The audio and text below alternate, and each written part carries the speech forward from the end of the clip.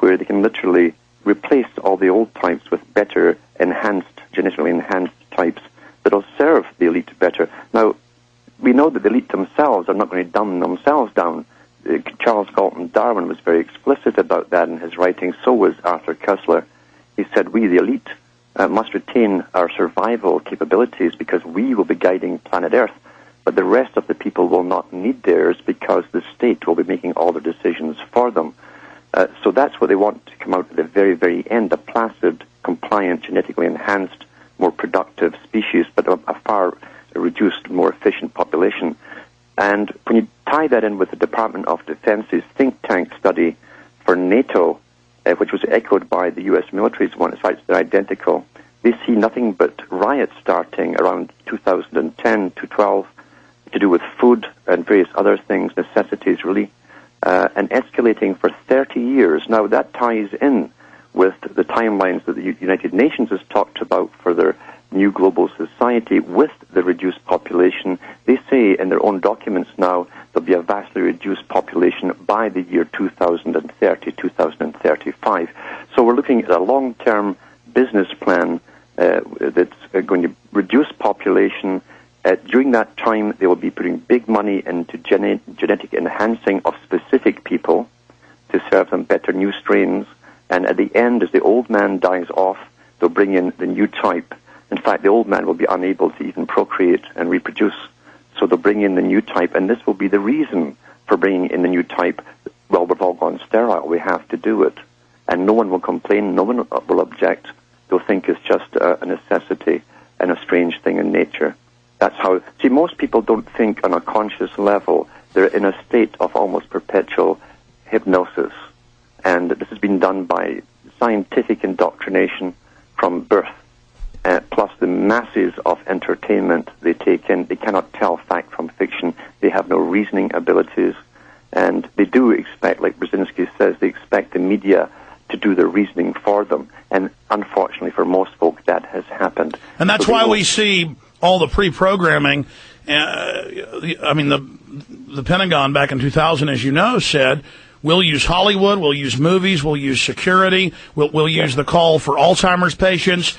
We will use the fad-driven PR, peer pressure system, public relations system, to sell the public on taking microchips. Yes. And they talk in all these government white papers and documents. I covered one on Sunday. I think I'm going to play that clip later, Dr. Kaufman talking about it from the document, about how most people don't even have their own thoughts, how we're pathetic slaves.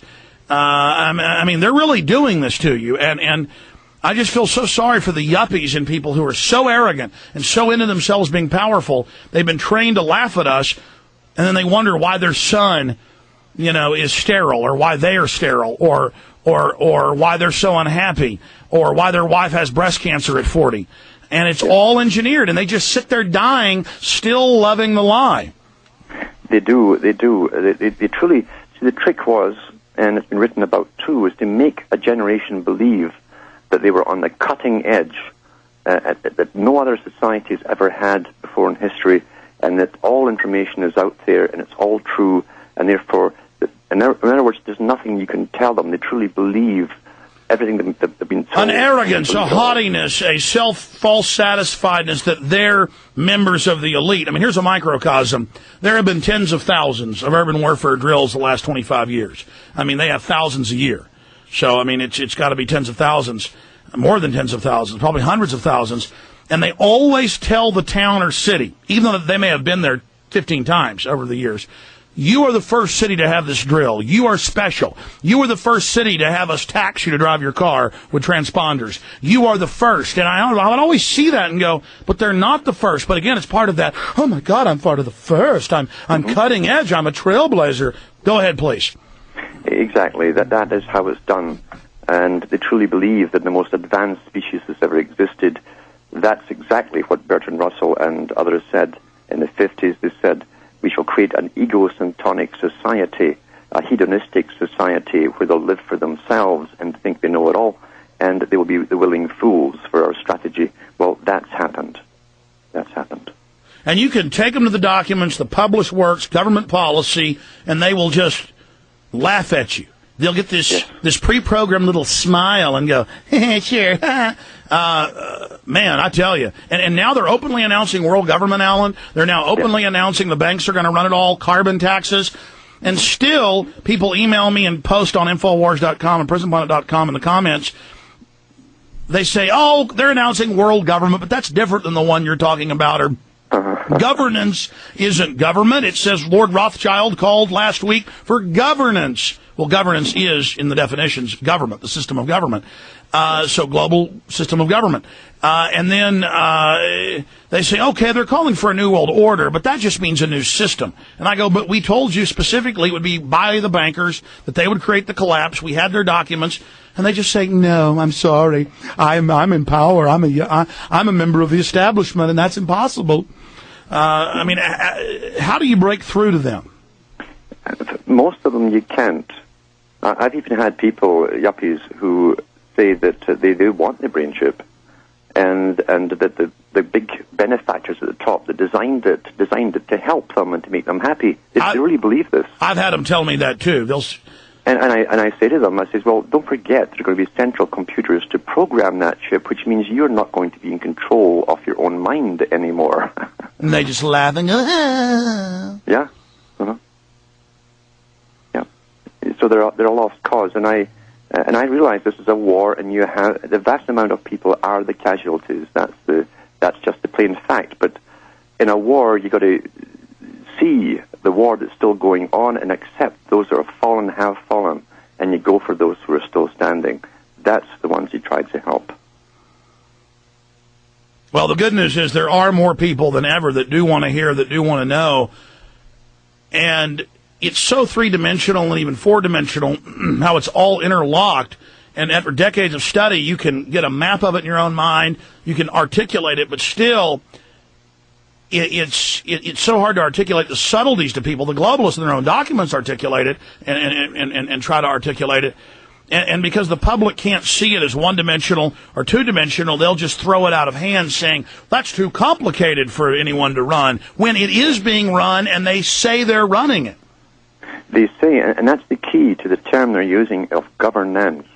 You see, the new system that's already here, it's been here for a long time, is a system that to the public appears to be something called democracy. In reality, you have a parallel government run by foundations, which in turn are a front for the ancient establishment, the very wealthy, rich establishment. They fund the non-governmental organizations that appear to speak on behalf of the public, but in reality, they're speaking on behalf of the very foundations that fund them. That's the new type of governance they're talking about. It is the Soviet system. The Soviet means rule by councils. And in the Soviet Union, they had NGO groups with their leaders appointed from the Politburo. We have the exact same system here as they merged the two systems together. Like that came out at the from the Ford Foundation during the Rees Commission, and with Norman Dodds, the senator, they said that they were blending the Soviet system seamlessly with that of the West.